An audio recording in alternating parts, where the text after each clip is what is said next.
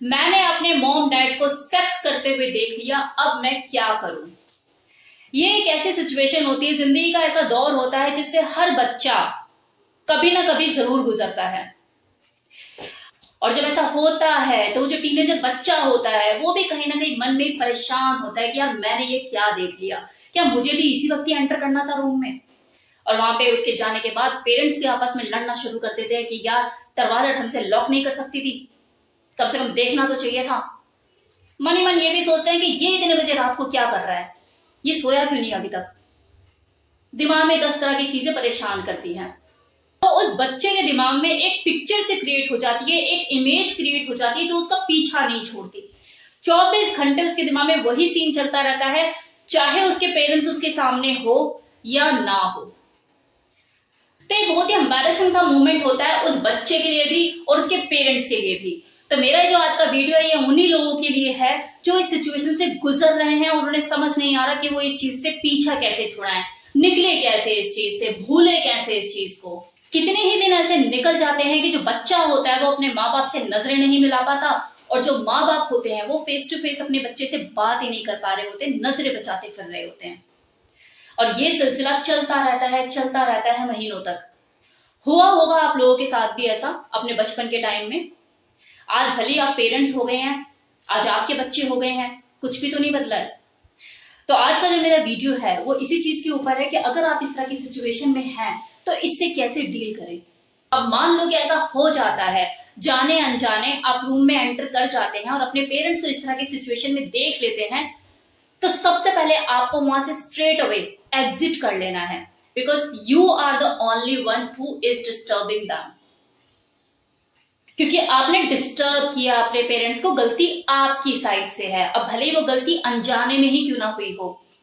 अब एक लंबी सांस लीजिए, शांत हो जाइए और दिमाग के जो घोड़े एकदम से दौड़ना शुरू करे हैं उसे आराम दीजिए। और थोड़ा सा याद कीजिए क्या उन्होंने तो आपको नोटिस नहीं किया था। आई एम श्योर उन्होंने आपको नोटिस नहीं किया होगा क्योंकि वो एक्टिव मोड पे होंगे।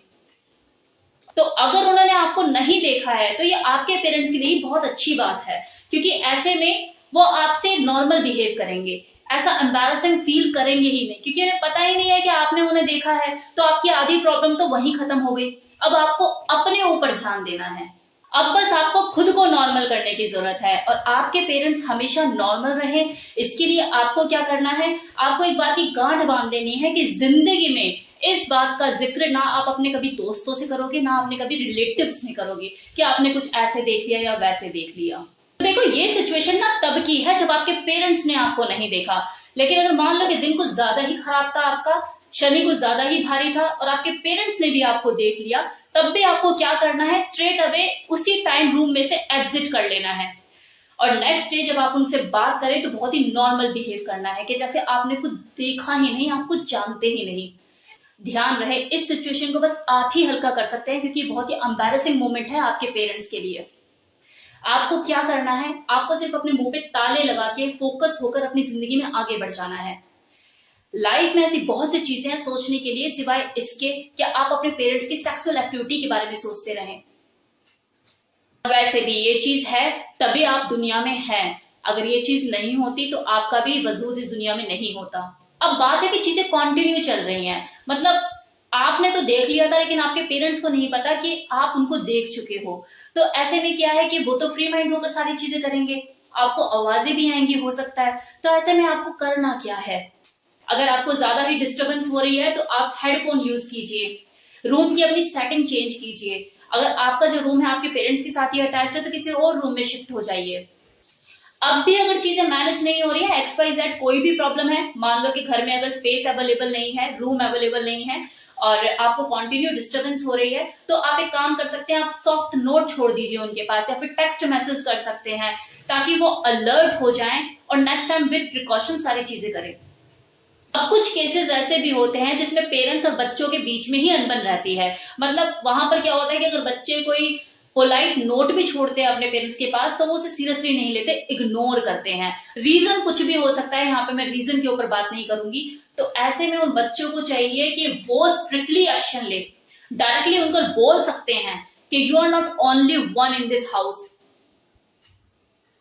आप अकेले नहीं है इस घर में। आपकी प्राइवेट एक्टिविटीज अब प्राइवेट नहीं रह गई है। Control yourself.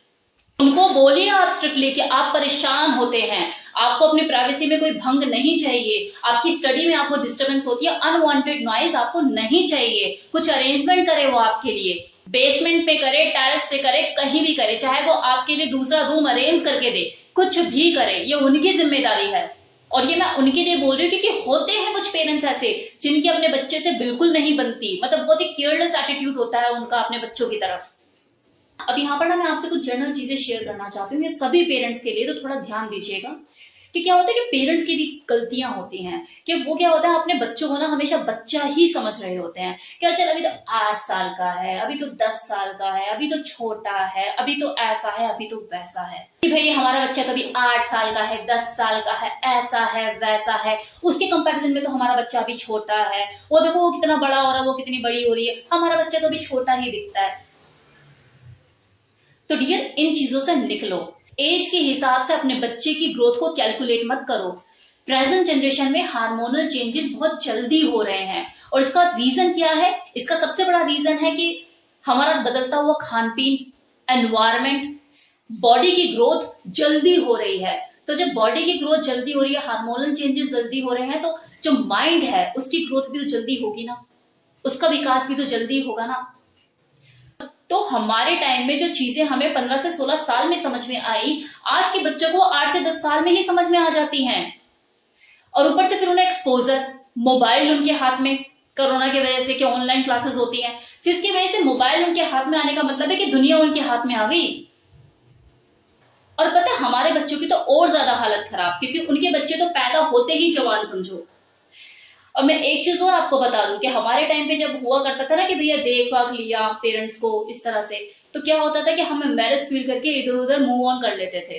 लेकिन आजकल के बच्चे एंजॉय करते हैं, उनके अंदर फैंटेसी जन्म लेने लग जाती है। अब यहाँ पर ना आप मेरी बातों को मनगढ़ंत स्टोरी मत समझ लेना, इसे हल्के में मत लेना। मैं जो कुछ भी बोलती हूँ उसके पीछे लॉजिक होता है, रीजन होता है। मैं अगर यूट्यूब पर इतना ओपनली बात कर रही हूँ तभी लोगों की हिम्मत भी हो रही है, वो इंस्टा पे आकर अपनी प्रॉब्लम मुझसे शेयर करते हैं कि मैम हमारे साथ ये दिक्कत हो रही है, हम इस तरह से परेशान हैं, और उन्हीं की प्रॉब्लम, उन्हीं के व्यूज मैं आपको बताती हूँ कि ऐसा हो रहा है। तो मेरी किसी भी बात को हल्के में मत लीजिएगा।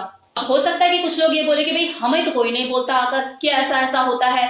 तो डियर आप खुद से पूछो कि आप कभी खुद से इनिशिएट लेते हो? आप कभी इस तरह के इश्यूज पे बात करते हो?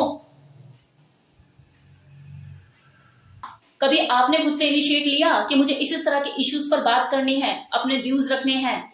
तो कोई आपके ऊपर इतनी मेहरबानी क्यों दिखाएगा? आपको आकर अपने दिल के राज क्यों खोलेगा? बहुत बड़ी कीमत चुकाई है मैंने इस तरह के इश्यूज पे बात करने की, और मुझे इसकी कोई गम नहीं है। I am happy.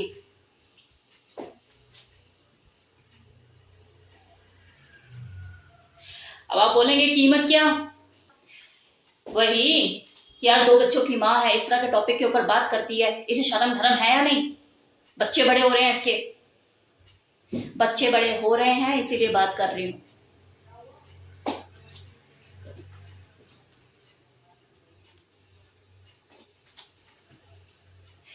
Thank you so much. बताना मुझे कैसा लगा ये वीडियो। Thank you.